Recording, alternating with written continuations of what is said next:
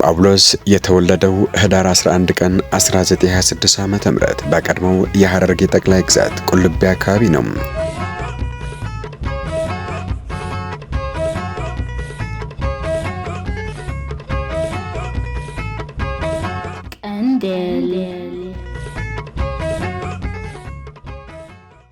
እናቱም ወይዘሮ ትበልጫለሽ አንዳርጌ ያወጡለት የመጀመሪያ ስሙ አማረ ነበር። ቤተክርስቲያን አዘወታሪና መጽሐፍ ቅዱስን አንባቢ የነበሩት እናቱ ከሰሙትና ካነበቡት የቅዱሳን ታሪክና ገድል ጳውሎስ የተሰኘው ስም ስለሳባቸው አማረን ጳውሎስ ሲሉ ሌላ ስም ሰጡት። አባቱም ኞኞ የተባሉ ግሪካዊ መርከበኛ እንደሆኑና ልጅ እንዳላቸው ከማወቃቸው በዘለለም እንደ አባት ማሳደግ ተመላልሰው መጠየቅና እናቱን መርዳት እንዳልቻሉ ታሪኩ ያስረዳል። እድሜው 10 ዓመት ሲሞላው ወደ ትምህርት ቤት ገባ። ይሁን እንጂ በእናቱ አቅም ማነስ ምክንያት ትምህርቱን ከአራተኛ ክፍል በላይ መቀጠል ሳይችል ቀረ። ወይዘሮ ትበልጫለሽ ጳውሎስ ለአፈታም ቢሆን ከአጠገባቸው እንዲርቅ ስለማይፈልጉ በሄዱበት ቦታ ሁሉ ይዘውት ይንቀሳቀሱ ነበር። የቅርብ ዘመዶቹም ትምህርቱን እንዲማር ወደ አዲስ አበባ መጥቶ ጥሩ ትምህርት ቤት እንዲገባ አድርገው የነበረ ቢሆንም እናቱም መልሰው ወደ ድሬዳዋ ወሰዱት። ጳውሎስ ያቋረጠውን ትምህርቱን ለመቀጠል መላ ቢፈልግም ሳይሳካለት ቀረ። እናቱን ለመርዳትና ኑሮውን ለማሸነፍ ልዩ ልዩ ስራዎችን መስራት ጀመረ። እንቁላል፣ ጭራም፣ ስዕል፣ ጋዜጣም ይሸጥ ነበር። ትምህርቱን ቢያቋርጥም ከማንበብና ከመጻፍ ግን አልተገለለም ነበር። መንገድ ላይ ወድቆ ከሚያገኘው ጽሑፎች ጀምሮ መጽሐፍትን እየተዋሰ እስከ ማንበብ የደረሰም የንባብ ፍቅር ነበረው። በዚህም ትምህርት ቤት ከሚያገኘው ዕውቀት ባላነሰ ሁኔታ ራሱን አስተማረም። ስለዚህ ጉዳይ በአንድ ወቅት ሲናገር ድሃ ነበርኩም፣ በትምህርቴ በአስደናቂ ፍጥነት 4ኛ ክፍል ደርሼ የመማርበት በማጣት ያቋረጥኩም፣ ከዚያም ወደ ስራ ሄድኩም። ትምህርቱም እንዲያም ትንሽ ሲገባኝ መቀጠል አቃተኝ። ክፍል ስለሚቆጠር ነው እንጂ ከተማሪ ቤት ከወጣሁ በኋላም ከትምህርቱም አልራኩም። ራሴን በራሴ ማስተማሩን ቀጥዬበት ነበር። መንገድ ላይ የወዳደቁ ጋዜጦችን አንስቼ ለማንበብና ለመረዳት እሞክራለሁ። ፈረንጅና አረብ ስላክ ዕቃው ከተጋባ በኋላ ወረቀቱን አነባለሁ። ያልገባኝ ነገር መንገደኛውን ሁሉ እጠይቃለሁ። ከተማሪ ቤት ውጪ እንዲህ እየተፍጨረጨርኩ ነው ያወቅሁት። የውጭ ቋንቋ በመናገርበት ጊዜም አላፍርም። ነገሩ ሳይገባኝ ከቀረ ዝም ብዬ አላዳምጥም።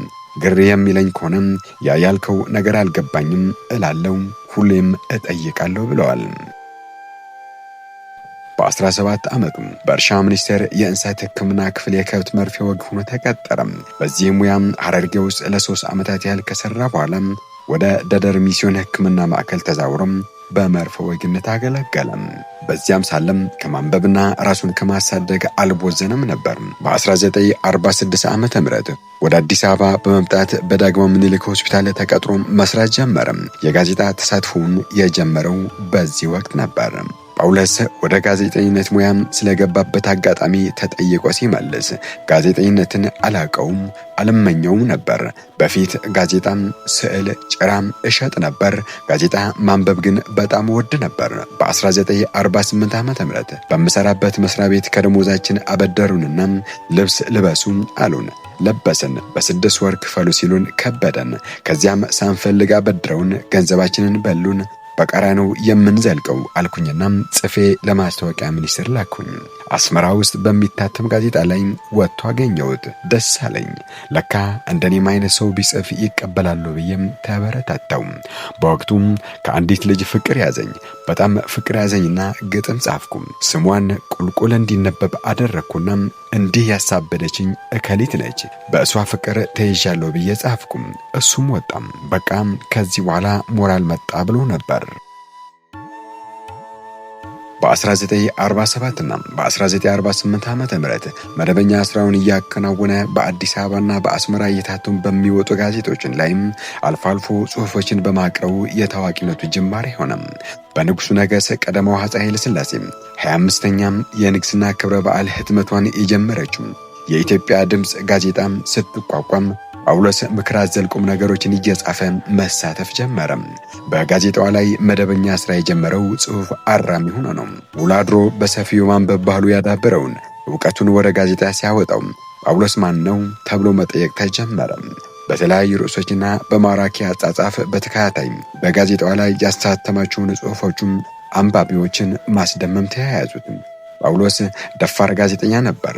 የወቅቱን የፖለቲካ ሁኔታ እየተጋፋም በድፍረት የሚጽፋቸውን ጽሑፎች በየጊዜው ከሽማምንቱ ጋር ያጋጨው ነበር። በሚደርሱበት ተጽዕኖዎችም ስለተሰላቸ ለማስታወቂያ ሚኒስቴሩም ለደጃዝማች ግርማቸው ተክለ ሐዋርያት የምሬት ደብዳቤ ጽፎ ነበር። ሚኒስቴሩም ለጳውሎስ ጥያቄ ፈጣን ምላሽ ስለሰጡት ተረጋግቶም ስራውን ቀጠለ። የጋዜጣም የአማርኛ ክፍል ረዳት አዘጋጅ ሆኖ እንዲሰራም ተወሰነ። ዜናም፣ ሀተታና ርዕሰ አንቀጽ ይጽፋል። የሌሎች ጽሑፎችን ያርማል። የጋዜጣውን ዲዛይን ይሰራል፣ ይተረጉማል። በተፈጥሮ የታደለውን የማስተባበር የመቀስቀስና የማቀናጀት ችሎታውን ጋዜጣዋ እጅግ በርካታ አንባቢ እንድታገኝና እርሱም ዝነኛ እንዲሆን አስችለዋል። ጳውሎስ እጅግ በርካታ አነጋጋሪ የሆኑ ጽሑፎችን አበርክተዋል። የካቲት 25 ቀን 1951 ዓመተ ምህረት የኢትዮጵያ ድምጽ ጋዜጣ ላይ የወጣውና ይድረስ ለእግዚአብሔር የሚለው ጽሑፉ አንዱ ነው።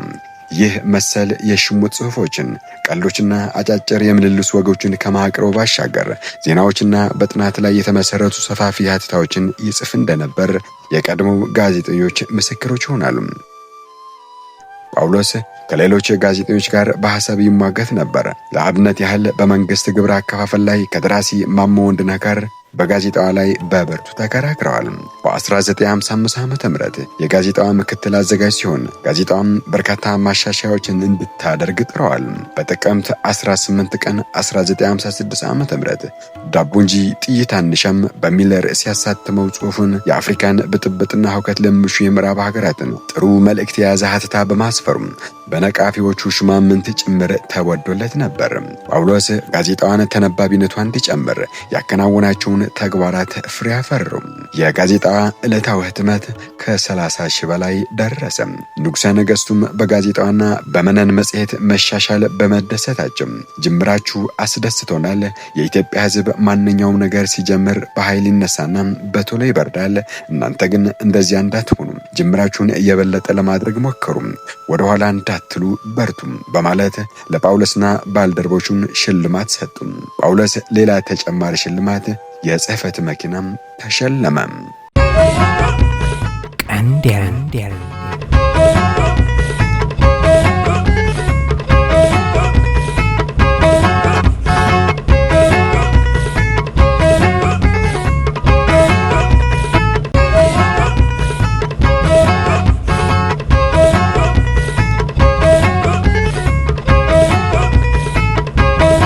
ቀንዴል